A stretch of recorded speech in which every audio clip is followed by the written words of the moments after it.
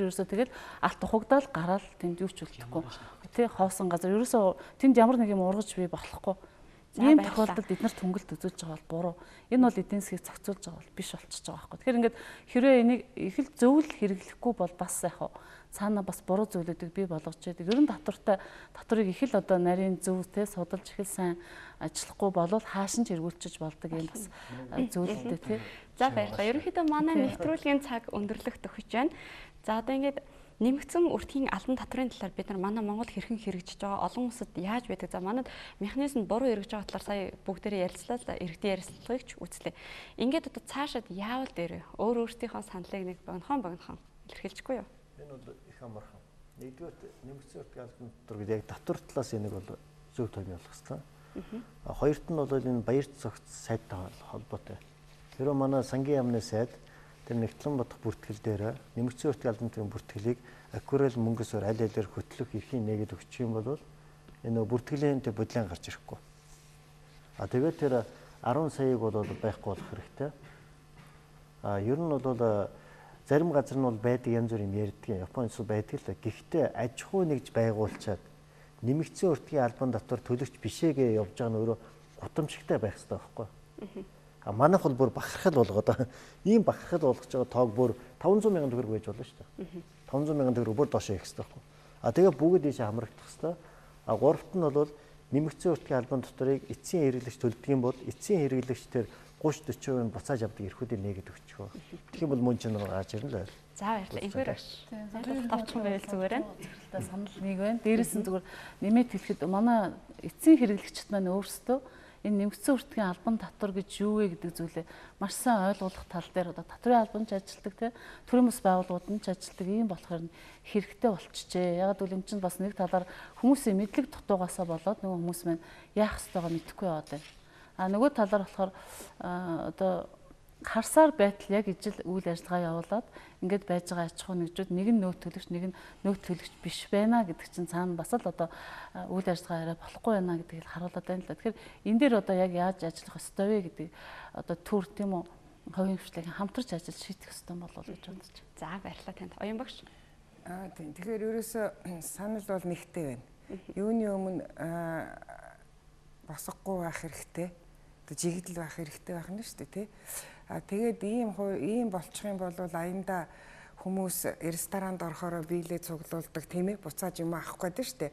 Тэгэхин тулд нөгөө биел өгөхгүй байгаа хүмүүсээс али биелээ өгөөж ихээр зэрэг тий одоо гих мэтээр зохицуулалт бол үнэхээр одоо яг үүргийнхаа дагуу энэ татварын үүргийнхаа дагуу бол хийгдэж эхлэх нь тийм учраас яаралтайхан шиг энэ хуулийг одоо ийм байдалд оруулах хэрэгтэй юм байна. Дээрээс нь яг одоо нэг нэмж хэлэх хэрэгтэй юм бол иргэд өөрсдөө энэ талаар их юутай байх хэрэгтэй, мэдлэгтэй байх хэрэгтэй. Ер нь нэг ийм үг байдаг. Тэрийг би бас дамжуулаад хэлчих зүйтэй байх гэж бодож байна.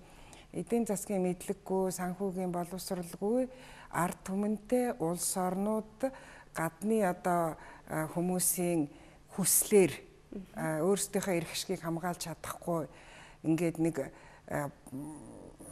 дарлуулах гэж хэлвэл одоо юу гэдгийг мүлжүүлэх.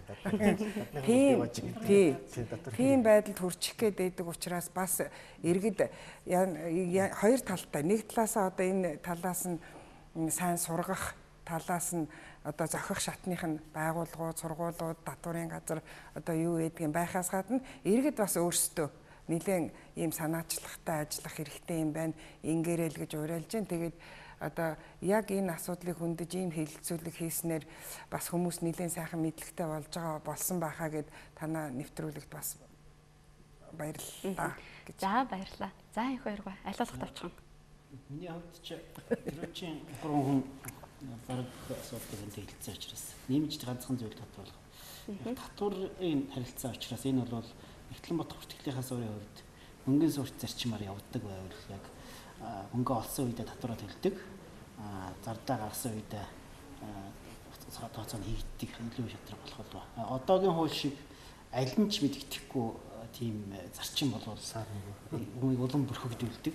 Тийм учраас бас яг татвар талдаа бол аль болох мөнгөний суурийн зарчмаар явдаг. Санхүүгийн тайлгналын талдаа бол нэгтлэн бодох бүртгэлийнхаа акрол суурийн зарчмаар явдаг. Энэ системийг бол нэвтрүүлэх хэрэгтэй.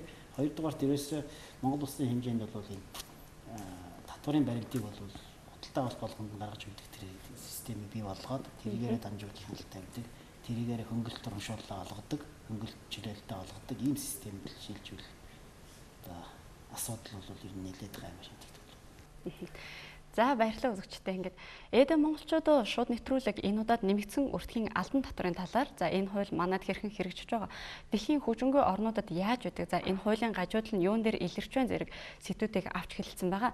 За ингээд манай нэвтрүүлгийн энэ удаагийн оролцогчоор Монголын үндэсний соёлын бодлогын тэргүүн Лавжав, за Монгол Улсын их сургуулийн эдийн засгийн сургуулийн тэнхимийн эрхлэгч доктор профессор Инх Баярагш, за Монгол Улсын их сургуулийн эдийн засгийн сургуулийн тэнхимийн доктор профессор Багш Оюн, Итгэлт аудит компани захирал Баян Мөнх, за мөн Монгол Улсын их сургуулийн эдийн засгийн сургуулийн 3 дахь курсын оюутнууд оролцсон байгаа.